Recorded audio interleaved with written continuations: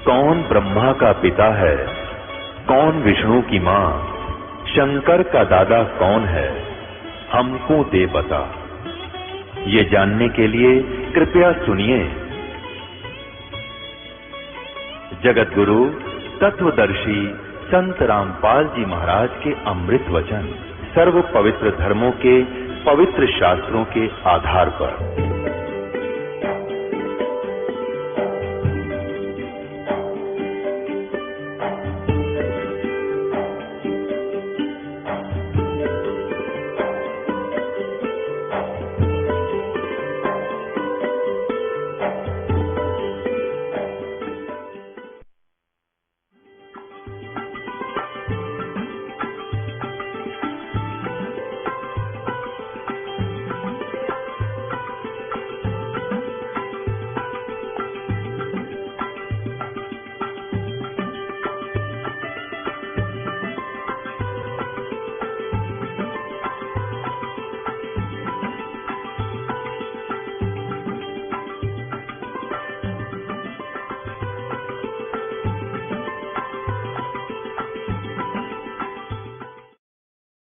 शंकर जी ने कहा कि मेरे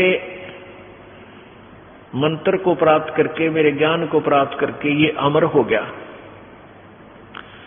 और इसको तेरी पत्नी के गर्भ से निकालो, मैं इसको मारूंगा, खत्म करूंगा, ये कहीं कुपात्र को ये ज्ञान ना दे दे। तो व्यास जी कहने लगे, भोलेनाथ, एक तरफ तो कहते हो आपकी इस चर्चा से, आपके ज्ञान से ये अमर हो गया, और दूसरी तरफ को इसको मारूंगा। अमर को आप मारोगे कैसे? शिव जी तब तो चुप होकर चले गए। फिर ये 12 वर्ष तक मां के गर्भ में रहा। उन्हें सोचा, क्योंकि ये बहुत बड़ी अध्यात्म ज्ञान बहुत विस्तार है, विस्तृत है, इसमें क्या होता है? कई आप सुनते होंगे, स्वप्न आते हैं एकाध को कि मेरा बेटा मर गया था, मरा हुआ है और मुझे दिखाई दिया। वो कहने लगा कि मैं यहां रहता हूं इस घर में, वो घर भी और है, कुछ दिख है, और यहां छुप के रहता हूं।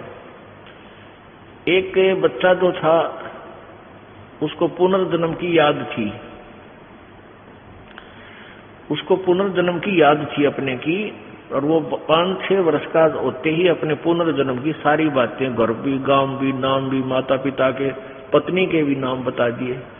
वहां जाकर उन्होंने वेरीफाई भी किया कि सचमुच ये वही है। तो क्या बताता है कि उसकी मृत्यु हो गई थी किसी एक्सीडेंट में, और फिर क्या बताता है कि ये जो मेरे माता पिता वर्तमान वाले हैं, ये कहीं से आ रहे थे, मैं इनके साथ साथ आ गया और फिर मां के पेट में प्रवेश कर गया। अब ऐसा कैसे है? ये है तो ये ईश्वर विधान, परमात्मा का विधान है कि जिससे संस्कार है वो उसके आसपास ही रहता है, उस गर्भ में भी विश्राम कर सकता है, लेकिन शरीर जब मिलेगा उसको अंदर पेट में भी, जब उसका योग बाल्य की तरफ से ही होगा, तो तब तक वो वहां एज ए प्रेत रह ले, चाहे उसको कुछ भी कहो, ऐसे रहते। तो उसको व्यास जी को इस बात का यकीन नहीं हुआ, क्योंकि पेट में ना कोई भारीपन, ना कोई ऐसी बात। तो उनको ये मालूम है कि वैसे भी शरण ले लेते हैं ऋषि लोग, ये पितर बने हुए। ये भी आध्यात्मिक ज्ञान है, तत्व ज्ञान है पुण्यात्मा, और धीरे धीरे समझाओ, क्योंकि हमने तो अज्ञान ठोक रखा, आज से कोई सर पैर कोई पता ही नहीं था किसी भी मार्ग का। ये बार बार कंसेप्ट क्लियर क्यों करने पड़ रहे हैं कि हमने अज्ञान गणा सुन रखे हैं, और आपके मन में न्यू ना आ जाए। जो कथा अगर ये दास सीधी सुना दे तो आपके मन में सैकड़ों क्वेश्चन उठेंगे। कि दास चाहता है कि इस क्वेश्चन वाली बीमारी ने गिल खत्म करता चलूं, तो दास के द्वारा दिया गया ज्ञान आपके हृदय में शीघ्र समाओगा। अब व्यास की पत्नी को पता नहीं था कि तेरे पेट में गर्भ में कोई बालक भी है कि नहीं है। उनको पता भी ऐसे ऋषि लोग पितर बनकर पितर रूप में भी प्रवेश कर जाते हैं। जो पितर टाइप होते हैं, जो अच्छी आत्माएं मर गई, वो भूत बन गई, वो भी अपने ही परिजनों के अंदर समाये रहते हैं, लेकिन वो परेशान नहीं करते हैं। और जो दुष्ट टाइप मरते हैं वो चंडाल भूत होते हैं, वो प्रवेश करके फिर उनकी दुर्गति रखते हैं कि शराब पीने जी कर शराब पीते हैं, है, उसका नाश करा देते हैं, कोई कुछ और गलतियां करा देते हैं, कोई और बदमाशी भी करा देते हैं, बहन बेटियों की तरफ भी बकवाद करा देते हैं। तो इस तरह के वो नीच टाइप होते हैं। फिर वो उनका पता कुछ का तो यहाँ आते हैं जब पता लगता है, क्योंकि यहाँ 75 सारे फिर फ्री होना पड़ेगा, उनको भागना ही पड़ेगा यहाँ से भगवान के दरबार। अब क्या कि जैसे एक लड़की एक बेबे नाम ले रही थी अपना परमेश्वर कबीर जी का, और यहां से अपने घर गई मिश्री का प्रसाद। एक पड़ोस का बालक आ गया 8-9 वर्ष का, बच्चा ने देवसी वो भी आ गया, उसको भी दे दिया। अब वो प्रसाद खाते ही लड़का अपने घर चला गया, घर जाते दोहरा आके गिर गया। अब वो पड़ोसी शर हो गए, पता नहीं इसने क्या खवा दिया हमारे बालक ही, अर्तन मेरा छोरा मार दिया। अब वह कहने लगी देखो वैसे तो आप कुछ भी कहो, ये इस बालक ने मरा तो नहीं, वो फिर ठीक हो गया, लेकिन 2 घंटे के बाद होश में आया। अब उस बहन ने बताया कि मैंने तो यही प्रसाद अपने बालका ही दिया था, यही आप कहते दिया था, इन्हें पूछ लो चाहिए मेरा कोई उद्देश्य। फिर उसने आके यहाँ बताया कि महाराज जी ऐसे ऐसे हमने उस लड़का था पड़ोस में, उसने प्रसाद दे दिया, उसको दौरे आ गए और मेरी तो जान न साका कर दिया उन्हें। तो इसलिए हमने मना कर रखा किसी को ये प्रसाद मत दो, क्योंकि वो क्या था कारण कि वो प्रसाद देने से उसमें प्रेत विद्यमान था, उन्हीं का कोई पत्थर था, और वो प्रसाद खाने से परमात्मा की वाणी से उसमें वो चार्ज हो रहा था। प्रसाद उसी को कहते हैं, जैसे भगवान शंकर जी के शिव जी के वचनों से वो गंदा अंडा चार्ज हो गया, वो उसमें फिर दोबारा से चेतनता आएगी, स्वस्थ हो गया। तो इस भगवान के वचनों से वाणी से आप यहाँ आते हो, आपको कोई बीमारी है छोटी मोटी, तो इन वचनों से सत्संग से भी राहत मिलनी शुरू हो जाती है, और अंदर बच्चा भी कोई ऐसा गड़बड़ वाला हो तो भी स्वस्थ होना शुरू हो जाता है। ठीक है, हम तो दास है, फिर भी हमारी कथा परमात्मा ही की सुना रहे हैं। तो इस तरह ये बहुत लाभ देता है। आप बालक को, डॉक्टर को पता होता है कौन सी मेडिसिन और इसको कहाँ असर कर रही है। तो वो क्या था, मैंने उसको बताया बेटी उसमें प्रेत था, अरे प्रसाद खान दे उसका लागे लठ, वो छोरे में तो निकलना नहीं चाहा था, वो इस तरह बेहोश हो गया, फिर वो छोड़कर उसने उसमें से निकलना पड़ा, फिर लड़का होश में आ गया। तो ऐसी गलती मत करो, तुम बदनाम भी होगे, उनको कोशिश करो फिर समझाने की, नाम दिलाने की अपने मित्रों को, भाई बहनों को, पड़ोसियों को, क्योंकि मालिक के दरबार में फिर ये नहीं रहते। तो कहने का भाव दास का ये है कि ऐसी स्थिति में सुखदेव जी उसके गर्भ में पहुंच गया, और गर्भ धारण चाहे 10 दिन बाद हुआ हो, शरीर तैयार होना शुरू हुआ, फिर वो उसमें प्रवेश कर जाते। शरीर जब बनना शुरू हुआ माता पिता का योग से, तो उसमें फिर वो जो शरीर में अंग कुछ ऐसी भी होता है कि महीने 2 महीने 20 दिन के बाद भी प्रवेश कर जाती हैं, जो आत्मा सिद्धि युक्त होती है, ईश्वरीय शक्ति युक्त होती है। जैसे एक बहुत से प्रमाण है कि एक ये बताते हैं ना, एक 1000 वर्ष तक जीवित रहा, वो क्या करते थे, भक्ति करते रहते और अपने प्राणों को रोक कर रखते, समाधिस्थ रहते, 10वें द्वार पर श्वास रोक लेते हैं काफी समय तक। तो इस प्रकार उनकी आयु बढ़ जाती है, लेकिन शरीर की नहीं बढ़ती। वो शरीर नष्ट होता दिखा, वो छोड़ दिया। वो क्या, कई कुछ ऐसे कबीले हैं जो जल प्रवाह कर देते हैं, अपने कोई मृत्यु को प्राप्त हो जाता है बेटा या बेटी, तो वो क्या करते थे ऋषि, कोई युवा शरीर आ रहा होता है ऐसे बहता हुआ, तो उसमें प्रवेश कर जाते हैं। या जैसे कोई उठाकर ले जा रहे हैं, मृत्यु जवान लड़का मर गया, उसको सुहा करने जा रहे हैं, और वहां जाकर के वो सिद्ध पुरुष देख लेता है, अपना शरीर छोड़कर वो घूमता रहता है। युवा लड़का देखा, उसमें प्रवेश कर गया, फिर वो कई कहते हैं भाई वो तो जीवित हो गया, तो वो वहां उठकर वापस आ जाते। कुछ एक का वैसे भी संस्कार ऐसे हो जाते हैं कि वो वैसे भी स्वयं भी जीवित हो जाते। तो ऐसे वो ऋषि लोग क्या करते थे, उस युवा शरीर में प्रवेश करके अपने फिर साधन करने के लिए निकल जाते थे। ऐसे काफी समय तक ये चलती, एक सिद्धि होती है जो दूसरे में प्रवेश कर सकता है। तो इस प्रकार ये आध्यात्मिक ज्ञान आपने समझना है। अब सुखदेव ऋषि ने सुखदेव ऋषि 12 वर्ष का हो गया, माँ के गर्भ 12 वर्ष तक बाहर नहीं आया। अब ब्रह्मा विष्णु महेश दोनों आए, और तीनों आए, ब्रह्मा विष्णु महेश तीनों ने आकर कहा कि व्यास की पत्नी आपके गर्भ में एक बालक है, उसको हम 2 बात करना चाहते हैं। वो 12 वर्ष से आपके गर्भ में बाहर नहीं आ रहा। तब उसकी व्यास की पत्नी ने कहा कि मुझे तो ऐसा आभास ही नहीं हो रहा कि मेरे पेट में बालक है। तब व्यास उसने शंकर भगवान ने कहा कि मैं उस दिन आया था, ये उसी दिन के बाद कुछ दिन के उपरांत इसने तेरे पेट में शरीर धारण कर लिया है। तब उन्होंने वार्ता की सुखदेव से। ब्रह्मा विष्णु महेश ने कहा कि सुखदेव बाहर आजा महात्मा भक्त,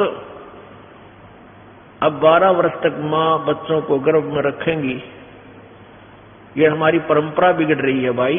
9 महीने मुश्किल हो जाते हैं एक माँ ने बच्चे को पेट में रखना, और ये तने तो रिवाज बदल दी हमारी। 12 वर्ष तक अगर पेट में सारे रहने लग गए तो समस्या पैदा हो जाएगी, तू बाहर आ जा। अब सुखदेव ऋषि बोला कि भगवान आप बाहर आते ही आप हमें अचेत कर देते हो, फिर हमें कुछ भी शुद्ध नहीं रहती। अब मुझे पता है कि मनुष्य जीवन कितना कीमती होता है,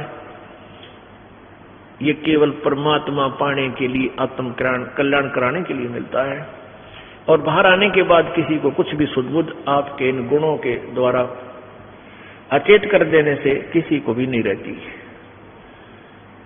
आप अपने इन गुणों को रोक लो, अपनी इस त्रिगुणमयी माया को शट ऑफ करो, कुछ देर के लिए बंद करो, तब मैं बाहर आऊं। अब ब्रह्मा विष्णु महेश बोले भाई इतनी तो हमारी भी पावर को नहीं, हमें इसने रोक सके। हम 1 सेकंड का भी 10वां हिस्सा इतनी देर रोक सकते हैं, इससे ज्यादा हमारी पावर नहीं हम इसको रोक सके। तो सुखदेव जी बोले इतना ही रोक लो तुम। कहते हैं तीनों देवा थम भी माया,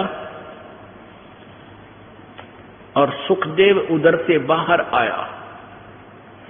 तीनों देवताओं ने या त्रिगुणमयी अपनी माया एक कहते हैं कि तीनों देवा थम भी माया, और उधर गर्भ से बाहर आया।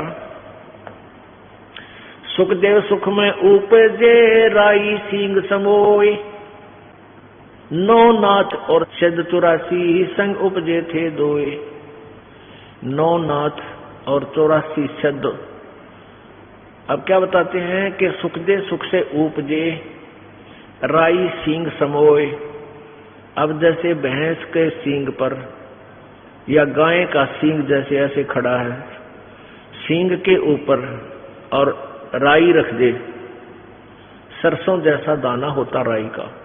ये पहले ऐसे ही एग्जाम्पल होया करते, इस तरह की ही जो है ना कथाएं होती थी, इस तरह की कहानियां होती थी।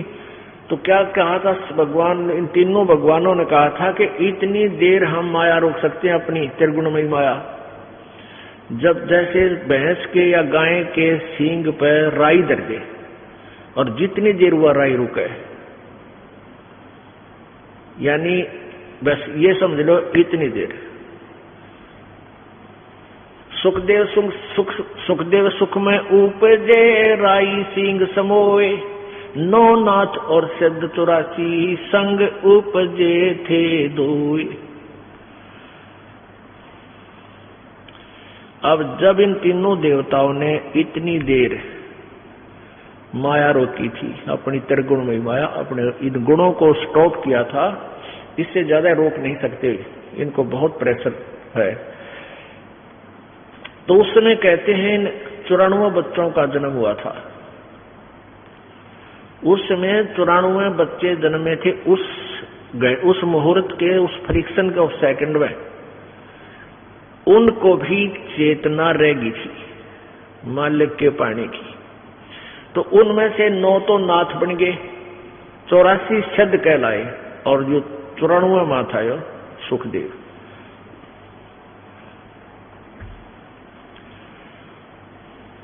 तो सुखदेव जी बाहर आए, उठकर अपनी कमर पे अपनी और नालियों की नो टांग के गेर के कंधे पे स्पीड खींच दी, चल पड़े। अब पुत्र के बारे में, पुत्र का मोह और पुत्र प्राप्ति बड़े सौभाग्य से मानी जाती है, जैसा कि इन लोक वेद वाले ने सबके घर ये इंजेक्शन ला रखा है और सभी पुत्र की इंतजार करते थे। तो 12 वर्ष बाट देखी, मतलब 12 वर्ष के बाद पुत्र आने वाला है। इस खुशी में व्यास जी फूला नहीं समावे, मेरा बेटा होगा, मेरा बेटा होगा। बेटा होया और बेटा उठ कर चल पड़ा। तो व्यास ने कहा, अरे पुत्र, ए पुत्र, एक बार सकलता दिखा दे नकम्मे, तू चाल पड़ा। तेरे लिए मैं 12 कितने दिनों से भटक रहा था, मैं मेरा पुत्र नहीं हुआ, क्या कोई बालक नहीं हो रहा था। तब पीछे से ही कहता है वो सुखदेव, एक लेवा एक देवा दूतम, कोई किसे का पिता नहीं पूतम, ऋण संबंध जुड़ा एक ठाठा, अंश में सब 12 बाटा।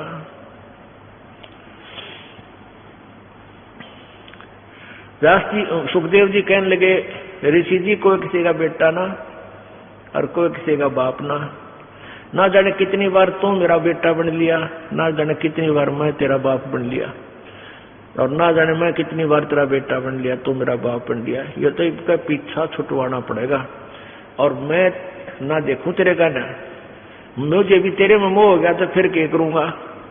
इसलिए ऐसे ही निकल गया, आकाश में उड़ गया थोड़ी दूर जाके। क्यों? व्यास पीछे पीछे चल रहा था, बेटा आजा बेटा, एक बार। अब उसने आकाश में उड़ गया। आगे जाकर फिर अपनी आप और नाड़ काट के पत्ते पुत्ते बांध के, पहले तो बालक थे 12 वर्ष के, वही नाड्डे जाया करते थे। तो उसने फिर अपनी साधना शुरू की। उस साधना से पिछले जन्म की बैटरी चार्ज से स्वर्ग में पहुंच जाता था सुखदेव ऋषि। स्वर्ग किसे कहते हैं? स्वर्ग एक रेस्टोरेंट होता है और वहां पर साहूकार, सेठ व्यक्ति, पैसे वाले, धनी ही जा सकते हैं, ना रेस्टोरेंट में गरीब व्यक्ति क्या नहीं जा सकता। जिस पर पूंजी को ना, जिसके पास पैसे हैं वो धनी है, वो किसी भी जाति वर्ग का है, यानी यहाँ किसी वर्ग से नहीं, धनी से मतलब है। तो जैसे यहाँ राम नाम के यानी सिद्धि भक्ति पुनों के जो धनी हैं वो स्वर्ग जाते हैं और स्वर्ग के अंदर अपने पुनों को अक्षीण करके फिर वापस आ जाते हैं। स्वर्ग एक रेस्टोरेंट समझ लो, एक होटल समझो।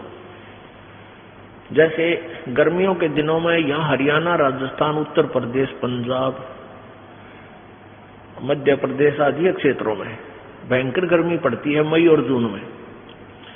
और जिसके पास कुछ पैसे हैं, एक्स्ट्रा सेठ है, धनी है, वो 2 महीने कुल्लू और मनाली हिली स्टेशन यानी पहाड़ी क्षेत्र में चले जाते हैं।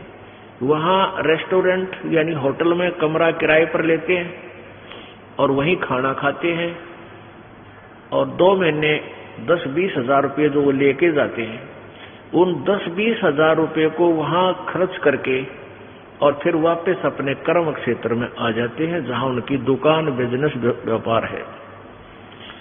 और वहां 20 हजार रुपये अपने खा खर्चाए बर्बाद कराए। अब फिर नए सिरे से फिर माया जोड़ो, 20-30 हजार रुपये बच जावे तो फिर कुल्लू मनाली अगले वर्ष फिर गर्मियों में चले जाओ और फिर जेब कटवा के फिर वापस आ जाओ। तो कहने का भाव ये है कि स्वर्ग जो है ये एक रेस्टोरेंट है और वहां यहाँ के पुण्यकर्मी प्राणी ही यहाँ इकट्ठी की हुई माया, धन, पुण्य, उनके आधार से स्वर्ग जाते हैं। तो ये स्वर्ग पर जैसे प्रत्येक शहरों में रेस्टोरेंट होते हैं, होटल होते हैं, तो एक तो कॉमन स्वर्ग है जिसका राजा इंद्र है और प्रत्येक भगवान, जैसे भगवान ब्रह्मा, भगवान विष्णु, भगवान शिव जी की अलग से राजधानियां हैं, वहां पर भी एक स्वर्ग है। वो इस कॉमन स्वर्ग से भी अच्छा रेस्टोरेंट वहां अलग से है। सब जगह ऐसा उन्होंने अलग से अपना, जो इनके जैसे विष्णु जी के उपासक हैं वो विष्णु लोक में चले जाते हैं, वहां उनका रेस्टोरेंट बना रखा, खाओ खर्चो मौज, यहाँ करो मौज। और फिर ऐसे विष्णु के उपासक विष्णु लोक में चले जाते हैं उनकी राजधानी में, तो वहां भी रेस्टोरेंट यानी स्वर्ग है। जो ब्रह्मा जी के उपासक ब्रह्मा के लोक में, देवी के उपासक देवी के उस रेस्टोरेंट में स्वर्ग में चले जाते हैं, देवी धाम पर बने हुए उस रेस्टोरेंट यानी स्वर्ग में। तो ये सुखदेव ऋषि स्वर्ग में जाता था, सहशरीर चला जाता था, और वहां के व्यक्ति, वहां के जितने भी देव पुरुष थे वो उनकी बड़ा सत्कार करते थे, आदर करते थे कि भी बड़ा सिद्धि वाला व्यक्ति है, ऐसे इसे कलयुग में ना ऐसे समय में और उड़कर आ जाता है। एक दिन वो विष्णु जी के लोक में चला गया। कौन? सुखदेव। उसकी पिछले पनों की बैटरी चार्ज थी, पिछले पनों से उसके शरीर में वो सिद्धि शक्ति थी। एक सिद्धि आकाश से उड़ जाई, एक सिद्धि जल पैर न लाई, एक सिद्धि कुछ खावन पीवे, एक सिद्धि जो बहु जीवे। इस तरह ये 24 सिद्धियां हैं। उनमें से एक आकाश में उड़ जाने वाली सिद्धि सुखदेव को प्राप्त हुई और अलजी की गांठ से पंसारी बन गया, महर्षि सिद्ध बन गया। अब वो विष्णु लोक में पहुंच गया, जो कारण अला अला वो वहां पहुंच गया। अब जो ही विष्णु लोक में वो पहुंचा तो वहां स्वर्ग में पहुंचा, उस रेस्टोरेंट यानी रेस्ट हाउस में, वो वीआईपी रेस्ट हाउस। वहां जाकर उसने पहरेदारों से, नौकरों से, पार्षदों से कहा कि मैं पृथ्वी लोक से आया हूं, सुखदेव ऋषि मेरा नाम है और मैं स्वर्ग में जाना चाहता हूं। अब उनने वहां जो गेट कीपर थे, सेवादार थे, पहरेदार, पौलिया बोलते हैं, यानी जो डोडी में जो बैठे रहते हैं, उनसे जाकर कहा तो वो कहने लगे जी ठीक है, आओ ऋषि जी, आपके गुरुजी कौन है? अब वहां जाकर पता चला इनको, जैसे अगर मान ले को डुप्लीकेट गुरुजी भी होगा किसी का, उसको वापस भेज दिया जाएगा, और गुरु नहीं है तो भी। तो उसने वहां पूछा कि तुम्हारा आप जी का गुरुजी कौन है, फिर वो रजिस्टर में मिलाओगे वो मान्यता प्राप्त है कि नहीं है। सुखदेव ऋषि कहने लगा मेरा कोई गुरु नहीं है। पार्षद बोले ऋषि जी फिर आपको अंदर जाना अलाउड नहीं है। अब सुखदेव ऋषि कहने लगा क्यों भाई, ऐसी कौन सी बात है, गुरुजी बनाना क्या आवश्यक है, जो मैं बगैर गुरु बनाए ही यहाँ आ गया हूँ, गुरु बनाए हुए भी यहाँ आते हैं। तो बोले जी हमने तो इस बात का पता नहीं क्यों आवश्यक है क्यों नहीं, पर आदेश भगवान विष्णु जी का है कि जिसका गुरु नहीं है वो स्वर्ग में प्रवेश नहीं कर सकता, इस रेस्ट हाउस में नहीं जा सकता। सुखदेव बोला भाई मैं भी ये बैठ गया यहाँ पर और कह दो भगवान ने मैं स्वर्ग में जाऊंगा, नहीं मेरी बात कराओ, तुम अपने घर से बना रखी तुमने ये बातें, या मेरी बात कराओ भगवान से। वो पर जो पहले तो नौकर थे, सेवक थे, दास थे, वो गए भगवान के पास के प्रभु एक सुखदेव नाम के ऋषि आए हैं पृथ्वी लोक से, उनका कोई गुरु नहीं है और वो अंदर जाने की जिद कर रहे हैं, हठ कर रहे हैं। हमने आपका आदेश भी सुना दिया पर वो मान नहीं रहे हैं, वहीं बैठे हैं। तो विष्णु जी ने कहा यहां लाओ बुला के। अब जो बुलाकर ले गए ऋषि जी को, अब देखो पुण्यात्मा, सुखदेव ने सोचा तो नहीं था कि भगवान मैंने शाबाशी देंगे, कि वाह बेटा वाह कमाल कर दिया ऋषि जी, तने तो बड़ी कमाई करी, बड़ा उत्तम बच्चा है तो बड़ा खुश होंगे और सीने से लगाएंगे, बहुत अच्छी आत्मा है, सतगुण युक्त भगवान है। अब जब वो सामने खड़ा हुआ सुखदेव ऋषि, तो भगवान विष्णु ने कहा भी यहाँ किस लिए आया ऋषि जी, कारण बताया आने का। जब चेहरे पर वह रौनक ना देखी भगवान का, वह आधा फ्यूज तो उड़े हो लिया, बात तो बिगड़ गई। कहने लगा भगवान मैं इस स्वर्ग में एंटर करना चाहूं था, आपके पार्षद ना करने देते। भगवान ने पूछा अपने नौकरों से भाई क्यों नहीं जाने देते ऋषि जी को, क्या कारण है?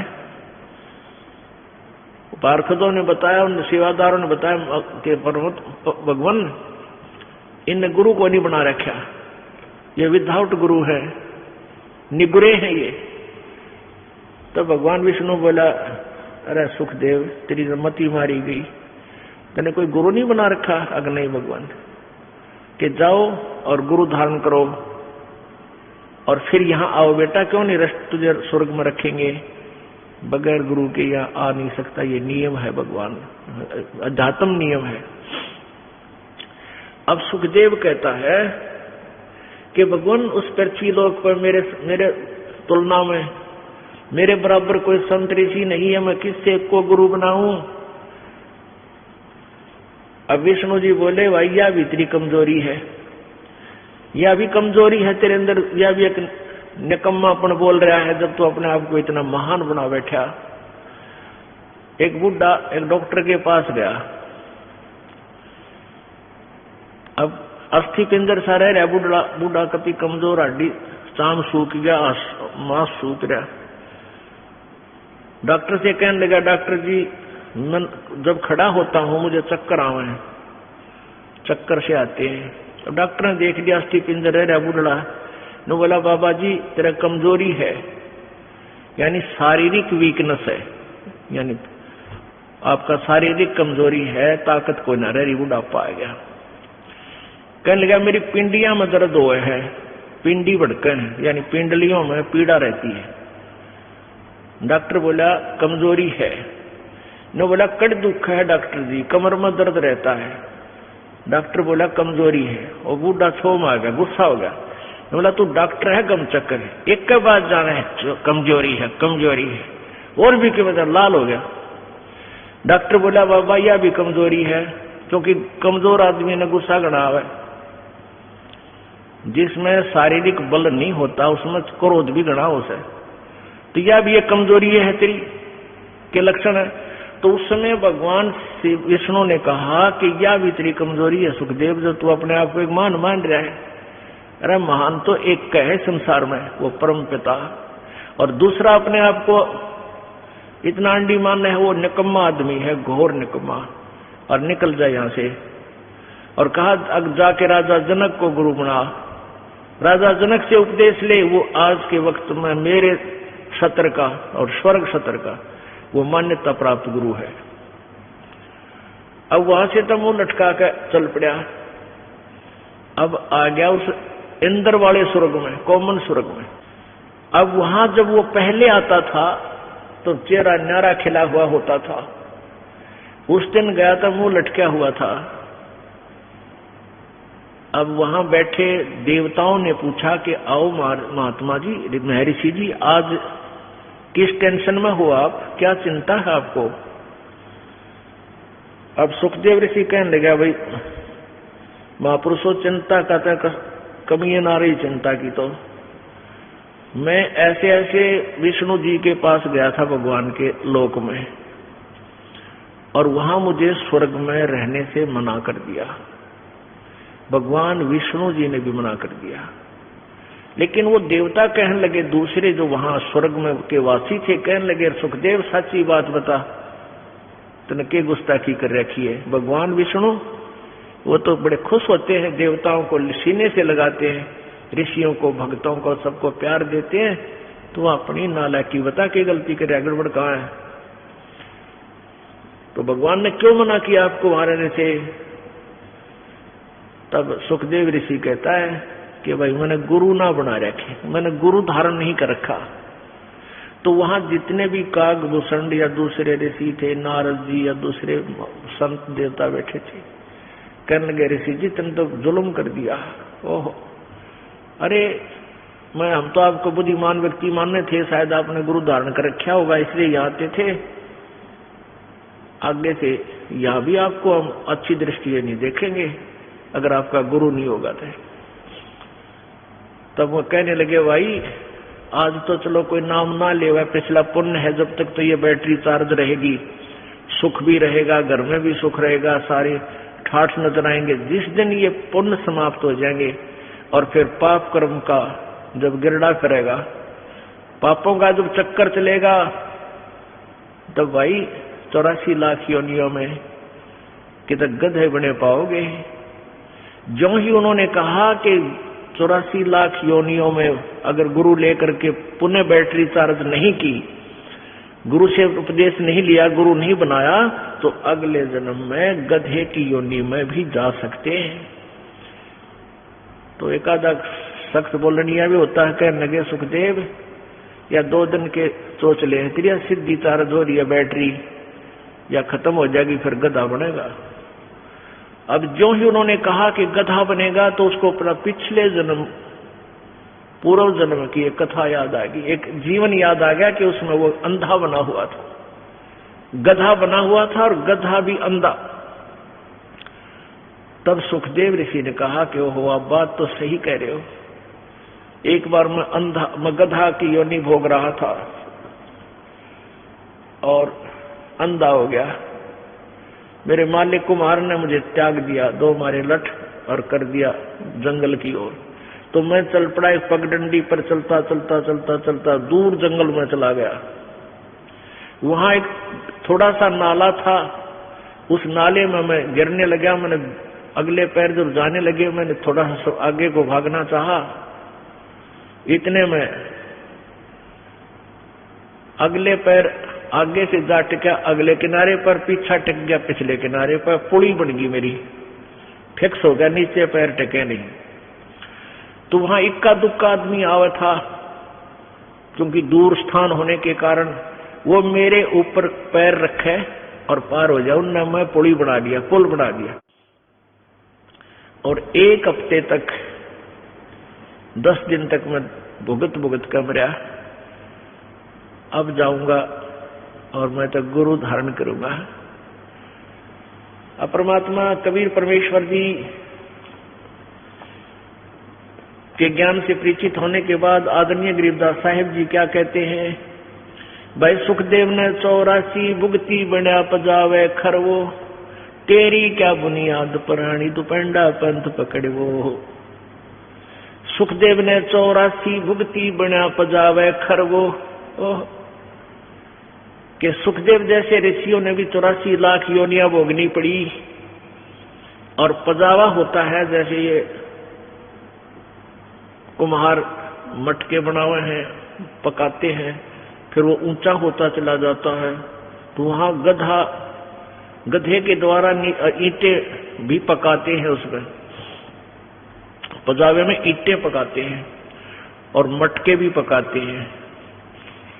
तो वो उसकी राख से ऊंचा होता चला जाता है, बहुत ऊंचे, तो फिर वो ऊपर ही बनाना शुरू कर देते हैं।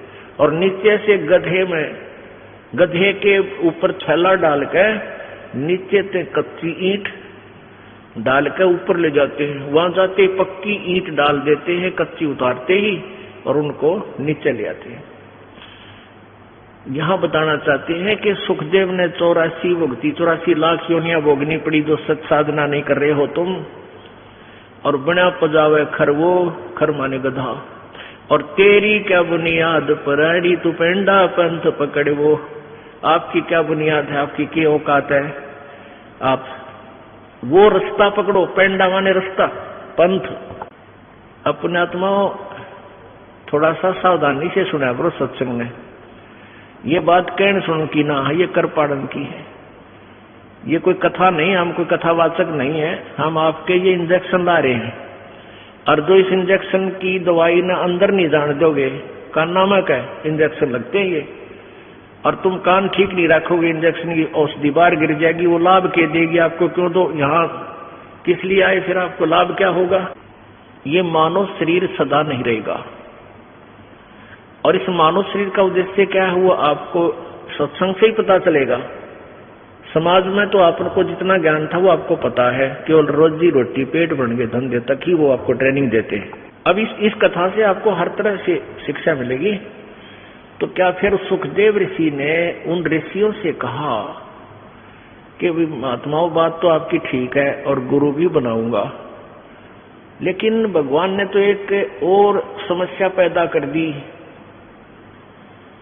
अब वो ऋषि बोले, वो देवता बोले वहां के, कहने लगे सुखदेव पहले तो तने बोलन का बेरा नहीं।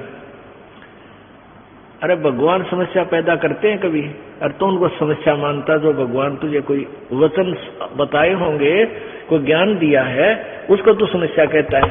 अब उसने क्या कहा कि भगवान ने एक समस्या और मेरे सामने खड़ी कर दी। वो देवता बोले क्या खड़ी कर दी भाई, ऋषि जी बताओ।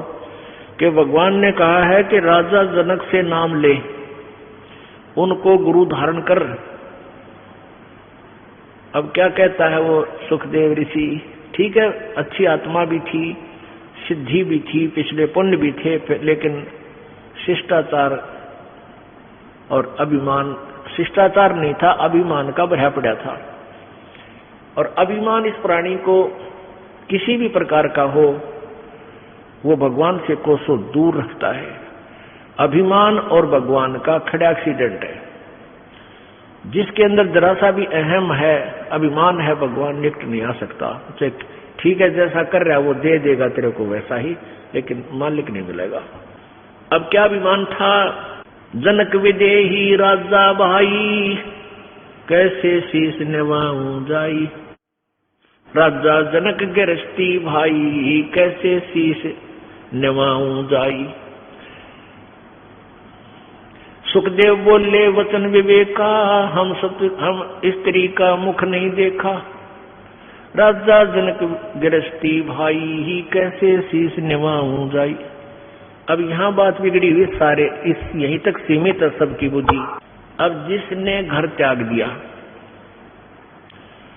वो कर्म सन्यासी हो गया। बालक त्याग दिए, राज त्याग दिया, जंगल में जा बैठा, वो कर्म सन्यासी है। और जो बाल बच्चों के साथ या घर पे रहता है वो कर्म योगी है। तो जिसने कर्म सन्यास कर दिया यानी जंगल में चला गया और ब्रह्मचारी रह गया, बाल ब्रह्मचारी बचपन से, तो वो तो फिर जमाए कति आकड़ पाड़ जाए, तेरा जैसा कोई है कोई ना। वो इससे बात मैं टीटी पागले है कि मैं ब्रह्मचारी हूं, मैंने स्त्री ग्रहण नहीं की है। तो ये सुखदेव में ये अवगुण और था कि मैं बाल ब्रह्मचारी हूं, मैंने स्त्री का मुंह भी ना देखा। राजा जनक का कई रानी है और उसको गुरु कैसे बनाऊं, वो तो गृहस्थी आदमी है। इसके लिए परमात्मा का विधान बताता है, केले की कोपीन है जो फूल पान फल खाही, नर का मुख नहीं देखते जो बस्ती निकट ना जाई। वो जंगल के रोज हैं जो मनुष्यों बिद के जाई, निश्चिन फिरे उजाड़ में नो परमात्मा पावे नाही। अब क्या कहते हैं भाई, एक व्यक्ति कह रहा था ना, बोला वहां ऋषिकेश तो ऊपर एक जंगलों है में एक ऐसा महात्मा रहता है, शरीर पर नी वस्त्र रहता, कोई कपड़े नहीं रखता, ना खाना खाता, फूल पत्ते खाकर अपना साधना करता है और लंगोट की जगह कर केले के पत्ते बांध रहा है। और भाई एक दिन बस ने थोड़ी सी कसर रहेगी, उनके उसके दर्शन ना हुए। जो ही मैंने उनकी तरफ दृष्टि की, उनका मुंह बैक हो गया और वो भाग के गुफा में जा बड़े की तो गहरे, और जब दर्शन हो जाते तो बेड़ा पार हो जाता है। अब इसके विषय में कहते हैं, परमात्मा का विधान बता रहा है कि कीड़े की कोपीन है, लंगोट पर्दे पे, यानी इतने त्यागी वैरागी समझते हो, लगते हैं तुम्हें। केले की कोपीन है, पान यानी पत्ते, फूल और फल खाही, और आदमी का मुख नहीं देखते। कहते वो महात्मा आदमी के निकट न आता, अंदर घुस जावे, महापुरुष पड़ा है। कहते नरक का मुख नहीं देखते जो, और बस्ती निकट न जाही, गांव के आसपास नहीं जाते हैं मांगने। वो जंगल के रोज हैं। ये नील गायें होती है ना, जो आदमियां ने देख कर, पहले ये नील गायें आदमी को देखो भाग लिया फड़क कर, ये थोड़ा फर्क पड़ता जा रहा, जंगल रहे कोई नहीं, जहाँ की तो बाज भूज कर थक ले बेचारी, फिर ये इतना पहले वाला स्थिति नहीं रही। तो पहले ये आदमी दिखते भाग को पूरा लाइन की लाइन बढ़ जाती थी जंगलों में।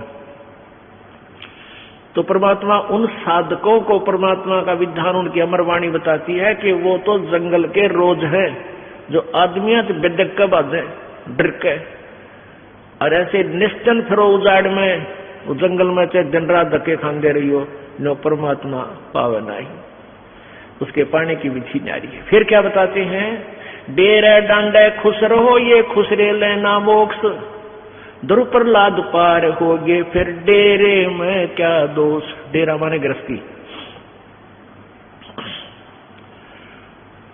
अब क्या बताया परमात्मा की अमरवाणी क्या बता रही है, सच्चिदानंद की घन की वाणी में विस्तार से कहे गए सारे ज्ञान, तत्व ज्ञान, जो गीता जी अध्याय नंबर 4 के श्लोक 32 में कहा, जिसके विषय में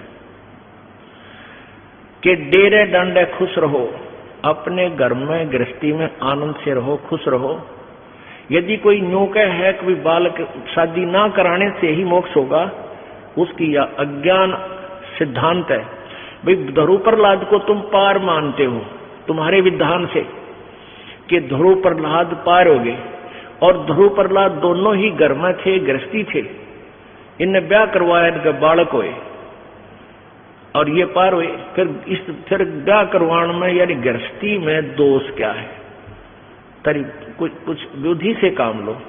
और यदि तुम समझते हो कि भाई शादी ना कराने मात्र से यानी स्त्री संग ना करने मात्र से ही मोक्ष है, तो तुम्हारा नंबर तो बहुत देर तक आता। ये यानी ये खुसरे नपुसंक ये तो पहले पार हो जाते तुम्हारे से। केवल एक इसी सत्र को, इसी लेवल से तुम अपने आप को सुपीरियर मानते हो, तो तुमसे सुपीरियर तो ये हिजड़े हैं। बचपन से ही चाहते हुए भी इनमें विकार नहीं हो सकता, और तुम तो कितना काम बिगाड़ सकते हो। तो कहने का भाव ये परमात्मा का कि परमात्मा की भक्ति से खुसरे करो, और ते ब्रह्मचारी करो, और ते शादीशुदा करो। लेकिन दुराचार बुरा है तो सबका काम बनेगा, लेकिन शास्त्र अनुकूल हो। अब यहां समस्या और आ जाती है। गीता जी अध्याय नंबर 3 के प्रारंभ में ही 8-9 श्लोकों में स्पष्ट किया है कि एक तो कर्म सन्यासी, एक कर्मयोगी। कर्मयोगी जो बाल बच्चेदार गृहस्थी है, कर्म सन्यासी जिसने घर त्याग दिया, यानी काम छोड़ दिया, अपना बैठ कर केवल हठ योग कर साधना पर लाग रहे। वैसे तो यदि उनकी शास्त्र अनुकूल साधना नहीं है, दोनों ही व्यर्थ है, अश्रेयकर, वो श्रेयकर नहीं है, अच्छी नहीं है। और फिर भी यदि शास्त्र अनुकूल साधना भी कर रहे हैं, उनमें भी मान ले उनके अंदर भी ये त्रुटि है कि मान लीजिए जैसे एक गृहस्थी वही साधना कर रहा है शास्त्र अनुकूल, और एक कर्म सन्यासी कर रहा है जंगल में बैठकर उसी साधना, तो उन दोनों में से भी गृहस्थी फिर भी ठीक है, क्योंकि उसमें अभिमान को ना, अभिमान नहीं है तो कोई संत आकर के कभी ना कभी उसको ज्ञान भी दे देगा। और जिसने कर्म संन्यास कर दिया, जंगल में चला गया, बाल ब्रह्मचारी कहता अपने आप को, या वैसे बालक त्याग कर चला गया, उसमें ये सबसे बड़ा अवगुण हो जाता है कि वो मानने को दूसरे की अभिमानी हो जाता है। तो इनसे कहते हैं वो कर्म योगी अच्छे हैं, श्रेष्ठ हैं। श्रेष्ठ क्यों है? क्योंकि उसकी तुलना में, क्योंकि वो मान जाएंगे, भगवान की भक्ति कर लेंगे। एक बार क्या था कि अब कर्म सन्यासी और कर्म योगी की भी करना पड़ेगा, थोड़ा डिस्क्रिप्शन देना पड़ेगा, इसका विवरण सा उदाहरण। पहले ये दास ज्यादा विस्तृत से नहीं बताता था, नो खोल कर बता, जैसे जिन्हें शादी नहीं करवाई वो कर्म सन्यासी है, यानी जो काम छोड़ गए। और फिर कथा आती है जैसे राजा जनक भी शादीशुदा था, बाल बच्चेदार था, यो पार हो गया, ध्रुव भी पार हो गया, प्रहलाद भी बाल बच्चेदार था, पार हुआ, गरीबदास जी बाल बच्चेदार थे, पार हुए। और ये ऐसे ऐसे जो शादी नहीं करा रहे थे, ब्रह्मचारी रहते थे, ऐसे करते थे, वो नरक गए। तो यहाँ एक भगत आ रहा है सेवा में राजस्थान से, 8-9 वर्षों से हमारे साथ ही रह रहा है। उसने ये सत्संग सुन लिया, वो केवल अपना उद्देश्य यही लेकर आया हुआ है कि मैं अपना पीछा छुड़वाऊं। उसका वैसे रामकरण नाम है, हमारे यहाँ रहता है आश्रम में। तो उसने 2-3 बार कुदरती ऐसा सूत बैठ गया, शॉर्टकट में वो बात ऐसी बतानी पड़ गई, तो उसका वहम हो गया कि भाई जो शादी करावे है वही पार होंगे, और जो शादी नहीं कराता मैं तो रह गया। फिर तो उसने सोचा तो बात बिगड़ेगी, यानी उसका उद्देश्य जो था परमात्मा पाना चाहिए, चाहे ब्याह करवाना पड़ेगा, मैं ब्याह शादी भी करवाऊंगा। तो उसने एक भगत से कहा, बोला मैं तो घर जाऊंगा, और उसकी गर्दन में डिफेक्ट है, ऐसे ऐसे करता है वो हर दिन में, वो कोई या भी रजा है दाता की भगवान का नहीं गणा लगेगा, तो थोड़ा बहुत बढ़ा रहता है डिफेक्ट शरीर में। तो उसने मेरे से कहा, जी रामकरण घर जान की कहे, मैंने सोचा भाई किसी बालक ने आपस में कहा सुनी होगी या कोई अभाव बच्चे को ना होना चाहिए, यहाँ हमारे आया हुआ है रह रहा है। तो उसको बुलाकर पूछा, माँ बेटा कोई दुख है, किसी ने कुछ कह दिया तेरे थे? ना जी। मैं और क्या करेगा? बोला ब्याह करवाऊंगा।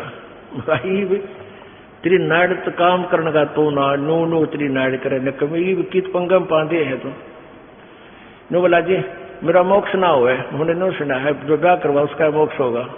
अरे तरह के जो भैया फिर उसको समझा बेटा उद्देश्य ब्याह से नहीं है। कर्म सन्यासी वो होता है जो जंगल में चलाएगा काम का हाथ और हठियों पर कर बैठ जाता है।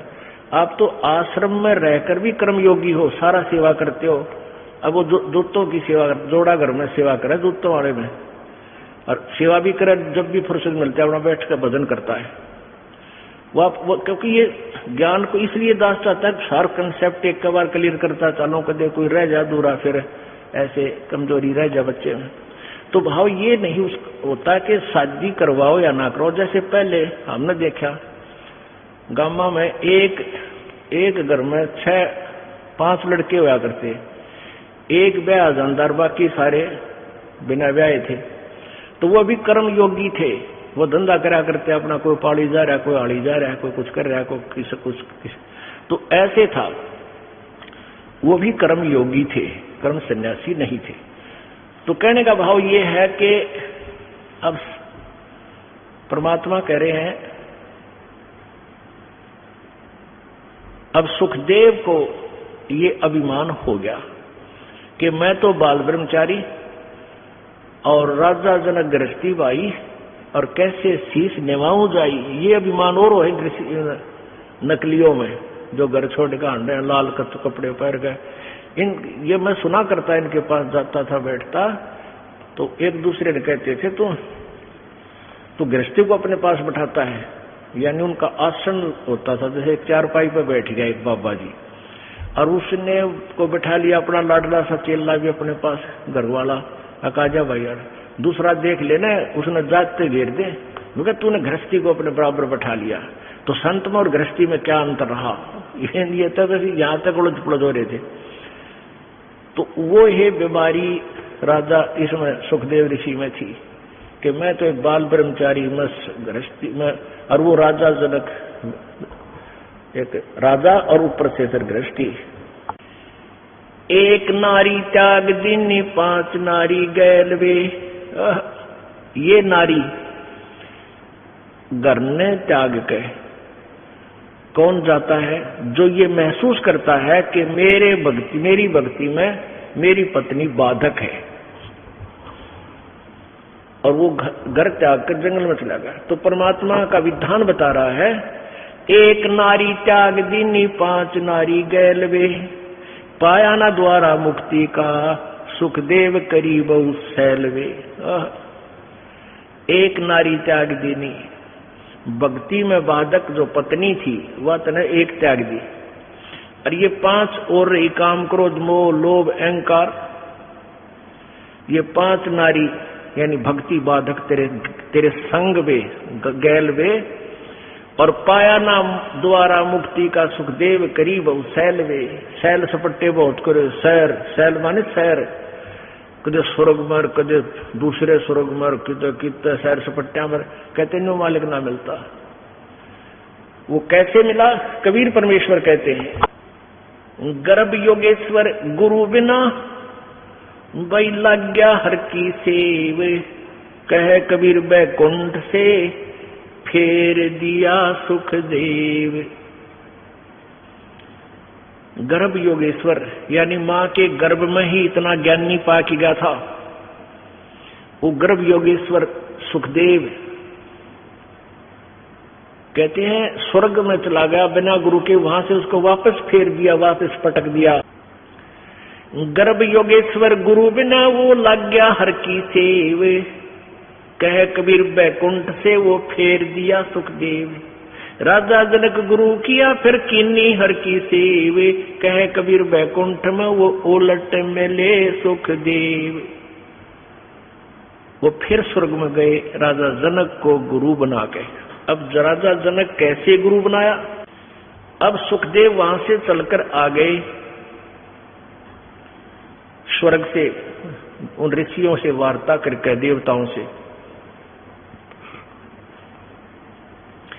उसके फिर भी ना जची आवा तक अपने पिताजी के पास चलता हूं। व्यास जी बड़े पहुंचे हुए हैं, चारों वेदों का राइटर हैं, और ऐसे ऐसे बड़े महान आत्मा है मेरे पिताजी, अब उनसे मिलो। देखो घर टांडी पाक कर गया था कि मैं बाप का मुंह भी देखूं कि जब मेरा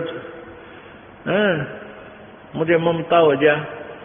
ये उनकी अपनी लोक वेग था, अपनी सोच थी, अच्छी सोच होते हुए भी डिफेक्टिव थी, क्योंकि वो सुचारू नहीं थी,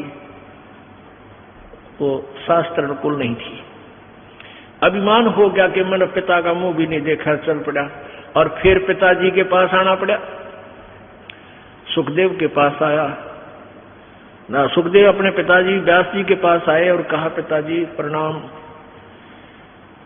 कहा गया पुत्र, कहा गया पिताजी। बड़ी खुशी हुई, सीने से लगाया, पिता ने प्यार किया, बैठा दिया, भाई घने दिन में आया है बेटा। फिर कहने लगा, पुत्र आज कुछ मायूस से नजर आ रहे हो, टेंशन किस बात की है आपको? अब सुखदेव ने सारी कथा बता दी, कैसे ऐसे भगवान विष्णु के लोक में गया था, उन्होंने नहीं मुझे स्वीकार किया और कहा गुरु बनाओ, और गुरु बनाने के लिए भी राजा जनक को कह दिया।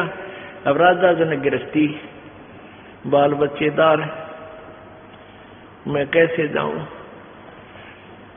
अब देखो, जब उन देवताओं के पास स्वर्ग में सुखदेव ऋषि ने ये प्रश्न किया कि भगवान ने मेरे सामने एक समस्या उत्पन्न कर दी,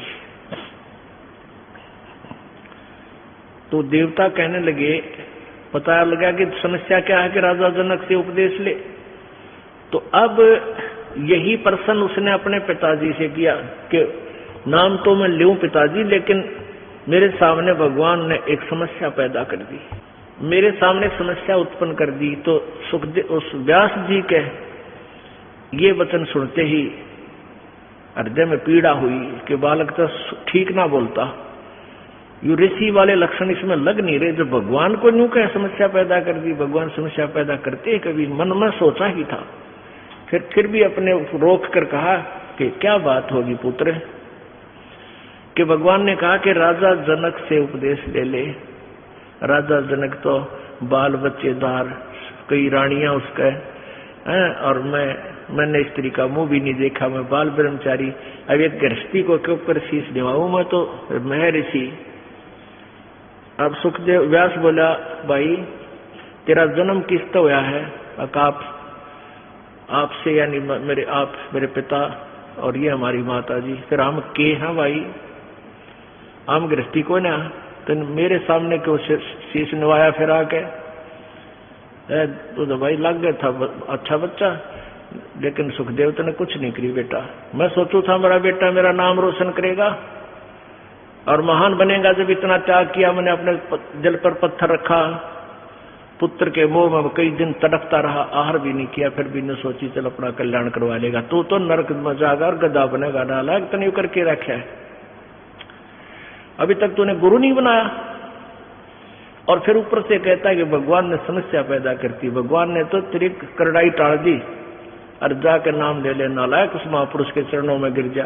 भगवान का आदेश, और भगवान पाना चाहे और उसके आदेश का पालन नहीं कर रहा, कहाँ ठिकाना तेरा? संत ऋषि साधु किसी सतर के भी क्यों ना हो, वो बोलिया करे सुर में, नो कहा करे डोम की रोएगी तो सुर में रोएगी। तो ये हमारे जो संत साधक ऋषि जो कहते हैं उन्हें किसी सतर का ज्ञान है, वो बोलिया करे एक सुर में, भाई गुरु तो बनाना ही पड़ेगा। और इतना विमान, भगवान का आदेश और उसी के पास जाना चाहता, और फिर गुरु ने उसका पालन नहीं करा, डबल डिफेक्ट हो गया तेरे में। अब और विकल्प ना देख के अब पहुंचा सुखदेव ऋषि राजा जनक के पास, के बाद तो बिगड़ गई, क्योंकि उसका उद्देश्य तो राम परमात्मा पाना, कल्याण कराना ही था। इसलिए उसने फिर अपना वो मान भी त्यागना पड़ा।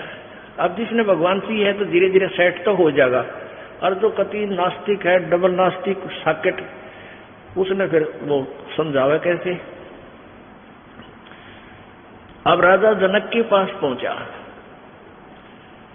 साधु वेशभूषा, लाल कपड़े, फिर तो सेट हो लिया था ना, ऋषि बन गया था, बड़ी बड़ी दाढ़ी और जटा। अब राजा जनक गृहस्थी था, राजा था। राजा में जैसे गीता में लिखा है ना 3 अध्याय में कि गृहस्थ कर्म योगी में अभिमान नहीं होता, इसलिए वो कर्म सन्यासी से ठीक श्रेष्ठ यानी कुछ अच्छा है। तो यही होता है गृहस्थी में, चाहे वो राजा भी हो और चाहे आम व्यक्ति है, भक्त है, परमात्मा से परिचित है विधान से, तो उसमें नम्रता होती है। आए का आदर करे और चलता निभावे शीश, और तुलसी ऐसे मीत से कोई मिलना विश्व बीस। आए का आदर नहीं, नाने नन में ने तुलसी वहां ना जाइयो चे कंचन वर्षा में। ये जो तुलसी जी की जो वाणी है ये व्यवहार में ज्यादा है।